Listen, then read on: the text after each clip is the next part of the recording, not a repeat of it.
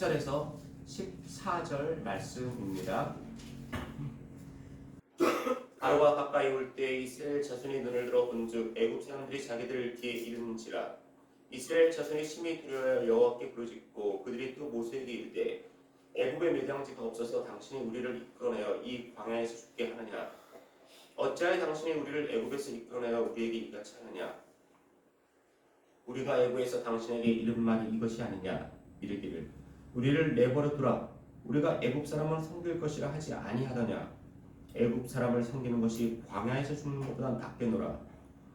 모세가 백성에게 이르되 너희는 두려워하지 말고 가만히 서서 여호와께서 오늘 너희를 위하여 행하시는 구원을 보라. 너희가 오늘 본 애굽 사람을 영원히 다시 보지 아니하리라. 나 여호와께서 너희를 위하여 싸우시리니 너희는 가만히 있을지니라.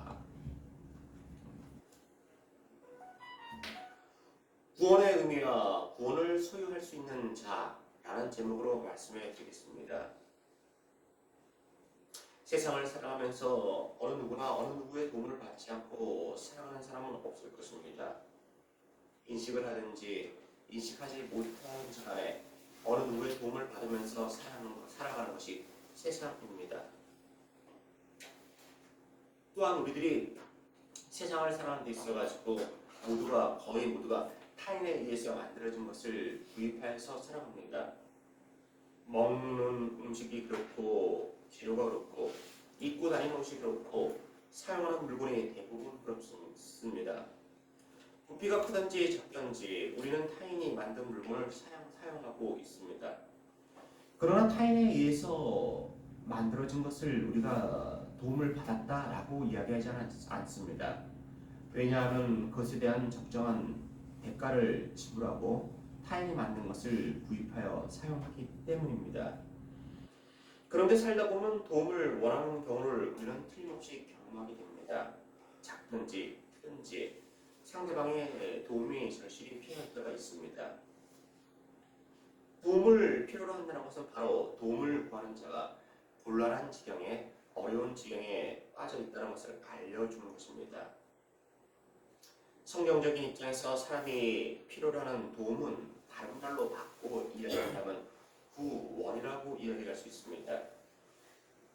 이 도움, 즉 성경적인 구원은 바로 하나님이 행하시는 것이고 이러한 구원은 그것을 소유할 자격이 있는 사람이 누리고 소유할 수 있습니다. 성경 본문을 통해서 이 구원이 어떤 의미인지 말씀해 드리도록 하겠습니다. 첫째, 믿음을 소유한 자가 하나님의 구원을 경험할 수 있습니다. 출애굽한 이스라엘 백성들이 광야에서 앞에는 흥이라는 바닷가, 뒤에는 그들을 쫓아오는 애국 군대를 만나게 되었습니다. 사자성어로 사면 초과의 경지에 입장에 빠지게 된 것입니다. 애굽왕 바로는 하나님이 행하시는 10가지 재앙을 경험한 후에 하나님의 백성인 이스라엘 백성들을 떠나게 했습니다. 그래, 떠나라. 너희들이 믿는 신이 가라는 땅으로 가라 라고 하면서 이스라엘 백성들을 내보냈습니다. 수십 명, 수백 명, 아니 수천 명 정도였다면 애굽왕 바로가 그 수많은 군대를 데리고 이스라엘 백성들을 열심히 쫓아오지 않았을 것입니다. 성경에는 장정만 60만이라고 했습니다. 즉 장정만 60만이었다는 것은 그 딸린 가족들이 있었기 때문에 약 대략 200만 정도는 되지 않았을까라고 추측해 볼 수 있습니다. 즉 200명 정도 되는 이스라엘 백성들이 애굽을 떠나게 되었다는 것입니다. 이것은 애굽에 있어가지고 큰 손실이었습니다. 애굽에서 진행되어지던 여러 가지 공사가 있었고 여러 가지 물론 일이 있었는데 갑자기 200만 원이라는 사람들이 빠지게 되었으면 진척되어지던 공사가 중단되게 되었고 또 다른 여러 가지 문제가 생기게 되었습니다. 그래서 바로는 마음이 바뀌어서 다시 그들을 잡아오기로 마음을 먹고 많은 군대와 병거, 아마도 애굽에 있는 모든 군대와 병거를 들고 이스라엘 백성들을 쫓아왔을 것입니다. 바로는 얼마 있지 않으면 다시 이스라엘 백성들을 애굽으로 불러들여서 일을 시키고 또한 자신의 군사들에게 더욱 빨리 가자고 재촉했을 것입니다. 이스라엘 백성들은 광야를 행진하는 중에 멀리서 연기가 나는 것을 보았습니다. 그 연기가 조그맣게 보이더니 점점 커지는 것을 보았습니다. 그리고 나중에는 알게 되었습니다. 애굽왕 바로가 많은 군대를 데리고 자기들을 쫓아오는 것이라고 알게 되었습니다.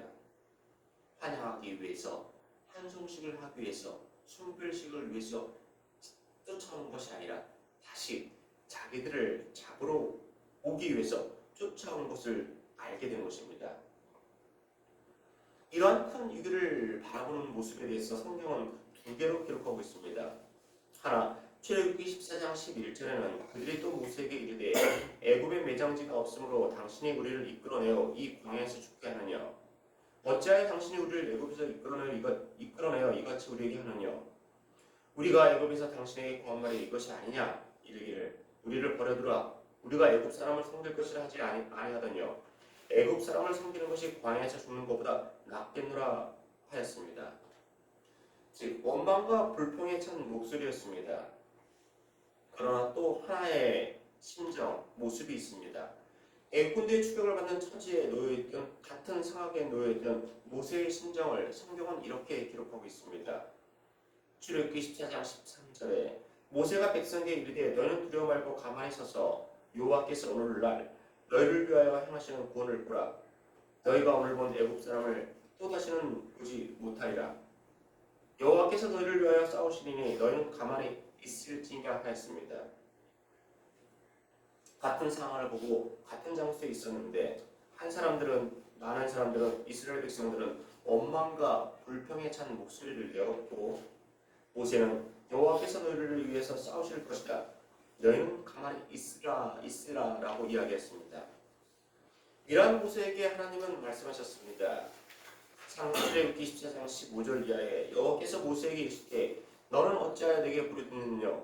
이스라엘 자손을 명하여 앞으로 나가게 하고 지팡이를 들고 손을 바다 위로 내밀어 그것으로 갈라지게 하라. 이스라엘 자손이 바다 가운데 주로 행하리라 하였습니다.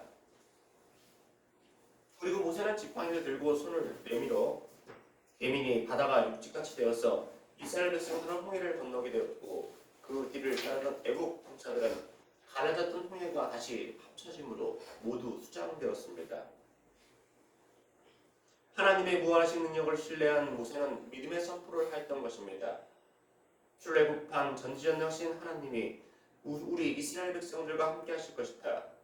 하나님의 백성들과 함께 하실 것이다 라고 한 것입니다. 믿음을 소유한 자가 있었기에 이스라엘 백성들은 하나님의 구원을 경험할 수 있었습니다. 모세도 이스라엘 백성들처럼 하나님이여 어찌하여 우리를 이 광야로 불러냈습니까? 저 이스라엘 백성들이 이야기하는 것처럼 애굽에 있었다면 훨씬 좋았을 것입니다.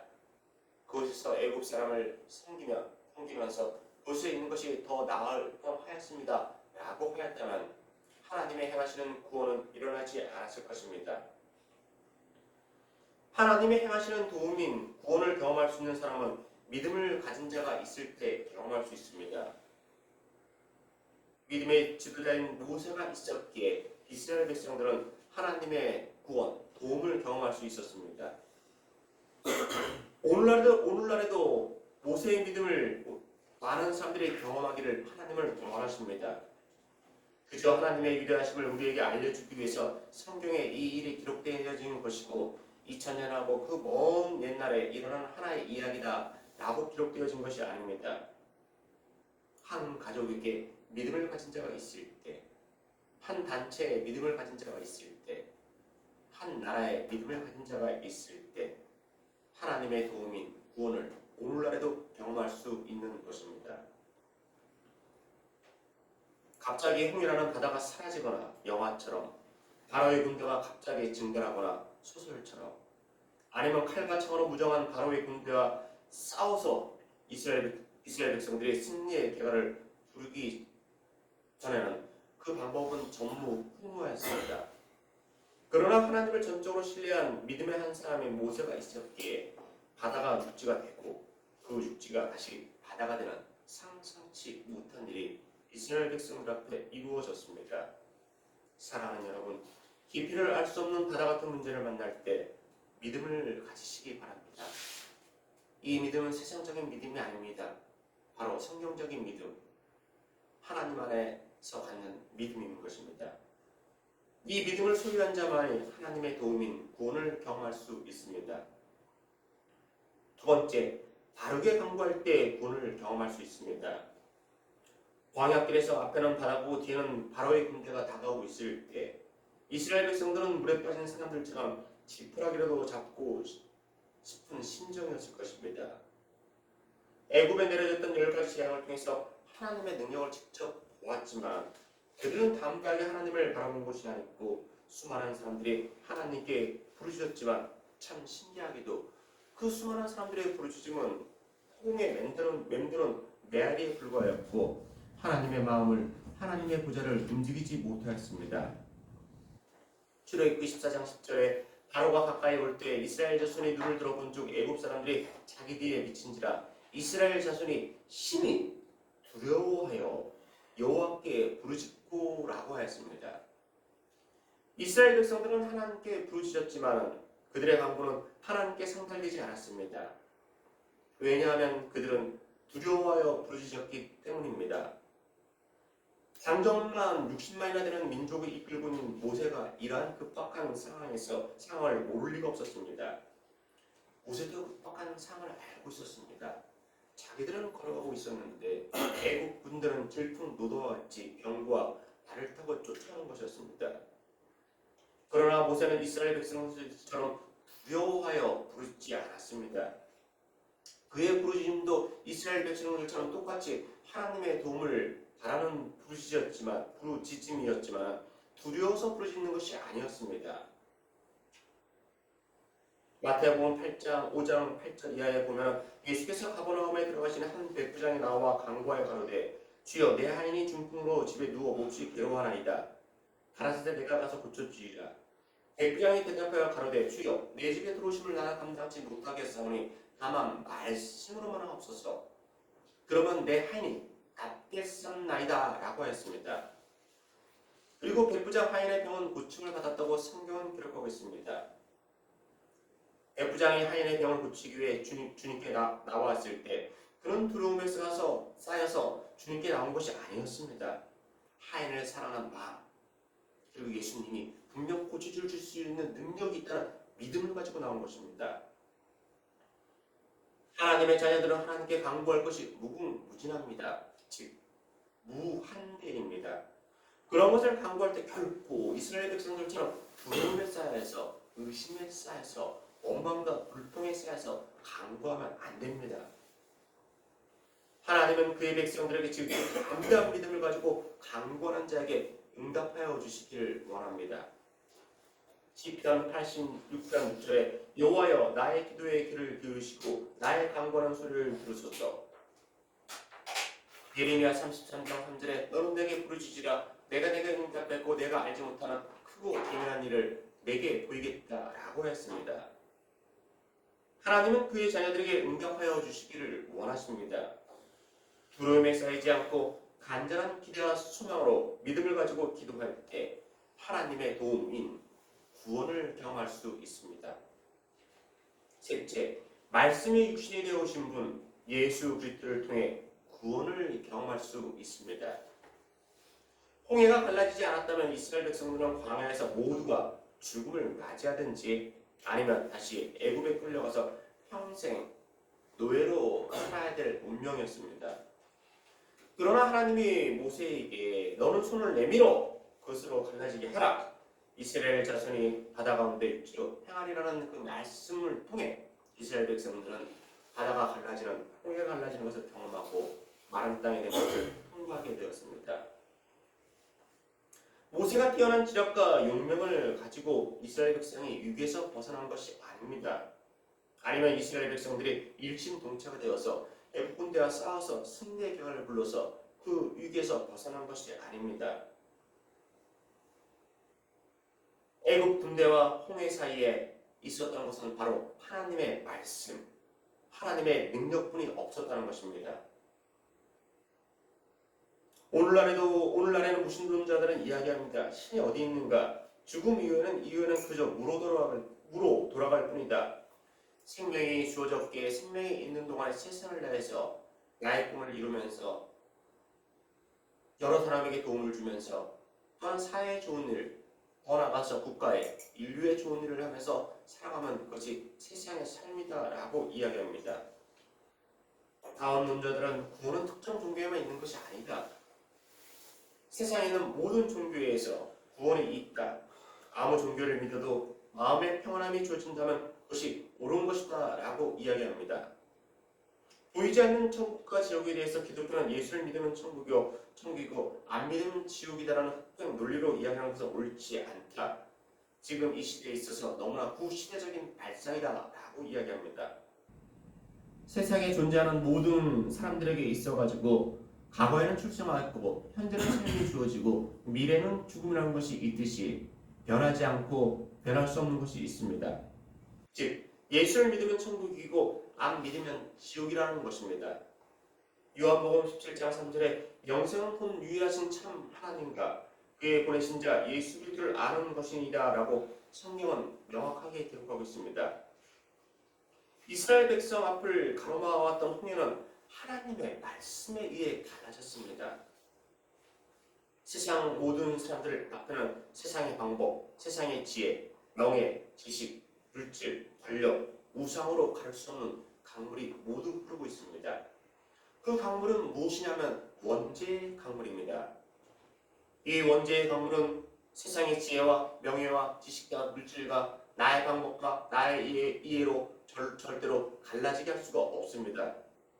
이 원죄의 강물을 갈 수 있는 것, 이 원죄의 강물을 마른 땅으로 변화시킬 수 있는 것, 그것은 바로 예수 그리스도의 보혈의 공로뿐이 없습니다. 로마서 5장 12절에 이러므로 한 사람으로 말미암아 죄가 세상에 들어오고 죄로 말미암아 사망이 왔으니 이와 같이 모든 사람이 죄를 지었으므로 모든 사람에게 이르렀느니라. 5장 18절에 그런즉 한 범죄로 많은 사람이 정죄에 이른 것 같이 의의 한 행동으로 말미암아 많은 사람이 의롭다 하심을 받아 생명에 이르느니라 하였습니다. 한 사람의 죄로 사망이 왔지만 한 사람에 의해 한 행동으로 많은 사람이 생명을 얻게 되었다는 것입니다. 모든 사람이 죄를 지었다는 것은 믿음을 가지기 전에는 구원을 경험하기 전에는 도저히 받아들일 수 없는 이야기입니다. 구원받은 성도가 되기 전에는 도저히 이해할 수가 없었습니다. 사람이 사는 모든 곳에는 차이가 있을지언정 선과 죄의 기준이 있습니다. 누가 알려준 것이 아닌데 지역과 사람에 따라서 또한 환경에 따라서 또한 풍토에 따라서 또한 전통에 따라서 선과 죄의 기준이 다 있습니다. 물론 어떤 특정 지역에서는 사는 것이 어떤 특정한 나라에서는 나쁜 것이 있습니다. 우리나라에서는 어른이 아이의 머리를 귀엽다고 쓰다듬어 줄 수가 있지만 어떤 나라에서는 어른이 아이의 머리를 쓰다듬어 주는 것이 금기시 되는 것도 있습니다. 그러나 사람의 편에서가 아닌 세상의 편에서가 아닌 하나님의 편에서 선과 죄의 기준이 되는 것이 있습니다. 즉 그것은 하나님의 독생자 예수 그리스도를 믿는 것은 선이 되고 하나님의 아들 독생자 예수 그리스도를 믿지 않는 것은 죄가 되는 것입니다. 사도행전 16장 31절에 가로되 주 예수를 믿으라 그리하면 너와 네 집이 구원을 얻으리라 했습니다. 홍해의 갈라짐으로 이스라엘 백성들은 부모와 자녀와 친척과 이웃과 헤어지지 않았습니다. 만약에 홍해가 갈라지지 않았다면 가족과 친척이 죽음으로써 이별하든지 아니면 서로의 생사를 모르면서 노예로워야 했을 것입니다. 이와 같이 주 예수를 믿는 사람들은 그 앞에 흐르는 원죄의 강물이 갈라지는 정도가 아니라 아예 한 방울도 없이 남김없이 사라지게 되어서 마른 땅이 되어서 너와 내 집이 구원을 얻으라는 말씀을 소유하게 되는 것입니다. 예수 그리스도를 한 가족이 믿었을 때 세상을 떠나는 저는 각자에게 있어서 틀릴지언정 한 장소인 천국에서 다 회유하게 되는 것입니다. 세상에 존재하는 모든 사람, 과거에 존재하였고 현재에 존재하고 앞으로 존재할 모든 사람들에게는 탄생의 기쁨과 동시에 그 앞에는 원죄의 강물이 흐르고 있습니다. 사람이 사람에게 지은 죄는 사람으로부터 징벌받고 용서함 받아서 죄의 값을 치르거나 자유함을 얻게 되지만 사람이 하나님께 지은 죄는 하나님께 용서함을 받아야 됩니다. 그것은 바로 하나님의 아들 독생자 예수 그리스도를 믿게 되었을 때 이분만이 나의 모든 죄를 사해 주시고 이분만을 통해서 하나님께 나아갈 수 있다는 것을 믿을 때 십자가의 공로로 나의 모든 원죄가 사라지게 된 것을 믿을 때 용서함 받아 하나님께 나아갈 수 있는 것입니다. 마지막으로 하나님이 행하시는 구원, 이것을 두 개로 나누어 볼 수 있는데 그 두 개를 간략하게 말씀해 드리겠습니다. 하나는 세상을 향한 하나님의 구원입니다. 말씀이 육신이 되어신 주님은 십자가상에서 대속의 죽음을 당하실 때 십자가상에 있는 밑에 있는 사람들을 위해서 아니면 유대민족만을 위해서 죽음을 맞이하신 것이 아니고 세상에 존재하는 그리고 앞으로 존재할 모든 사람을 위해서 십자가상 위에서 죽음을 맞이하신 것입니다. 그래서 로마서 3장 21절에 곧 예수 그리스도를 믿음으로 말미암아 모든 믿는 자에게 미치는 하나님의 은이 차별이 없다라고 기록하고 있습니다. 국적이 틀리고 피부 색깔이 틀리고 얼굴 모양이 틀리고 사는 모양은 각자가 틀려도 인간으로 존재되어지는 모든 사람은 그리스도를 믿을 수 있는 충분한 자격을 소유하였다는 것입니다. 그리스도를 믿는 믿음을 소유할 자격이 개인에게 따로 주어지는 것이 아니고 아무 구별이 없이 주어졌다는 것입니다. 굳이 예수 그리스도를 믿는 믿음을 가질 조건이 무엇이냐? 라고 물어본다면 이렇게 이야기할 수 있습니다. 인간이면 됩니다.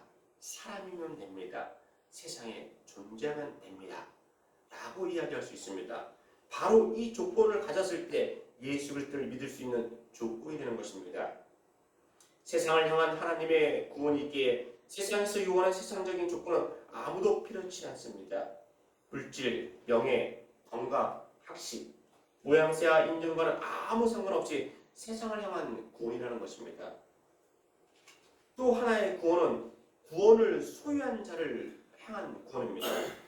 구원 위에 또 다른 두 번째 구원이 있는 것이 아니고 이 구원은 구원받은 백성들을 향한 하나님의 도움의 구원이라는 것입니다. 하나님의 백성이 된 자녀들이 살아가는 고뇌 같은 인생에서 만나는 하나님의 도움의 구원을 경험할 수 있습니다. 출애굽한 백성들이 홍해가 갈라진 것을 경험한 것은 애굽 백성들이 아니었고 가나안 백성들이 아니었고 출애굽한 이스라엘 백성들이었습니다.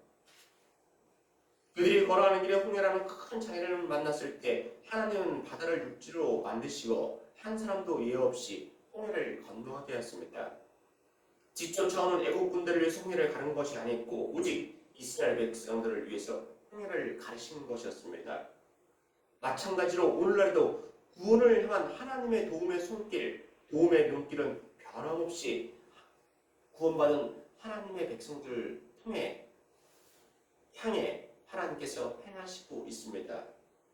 예수 그리스도를 나의 구세주라고 고백하여서 하나님의 백성된 성도를 향해 구원받은 자를 향한 하나님의 도움의 구원의 손길이 늘 함께하여 주신다는 것입니다.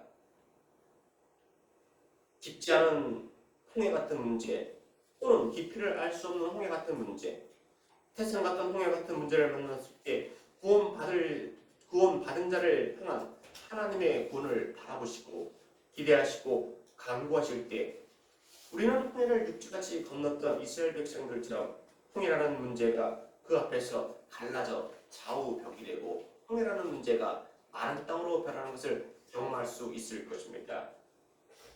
저는 오늘 하나님이 행하시는 구원의 의미와 구원을 소유할 수 있는 자란 제목으로 말씀해 드렸습니다. 첫째, 믿음을 소유한 자가 하나님의 구원을 경험할 수 있습니다. 두 번째, 바르게 간구할 때 구원을 경험할 수 있습니다. 이스라엘 백성들처럼 원망에 차서 불평에 차서 하나님께 구하는 자는 하나님의 구원을 경험할 수 없는 것입니다. 셋째, 말씀이 육신이 되어 오신 분, 독생자 예수 그리스도를 통해서 구원을 경험할 수 있습니다. 저와 여러분 앞에 흐르는 영원한 언제의 강물을 예수 그리스도의 고귀한 보혈의 피로 말끔히 씻어 위에 마른 땅에 드러나게 하신 주님께 늘 항상 감사하시고 홍해 같은 깊은 문제에 대해서 응답해 주시는 하나님께 의지하시면서 이 광야 같은 인생길이 풍요로워지시기를 주의 이름으로 소망합니다. 기도하겠습니다. 하나님, 세상을 살아갈 때 홍해 같은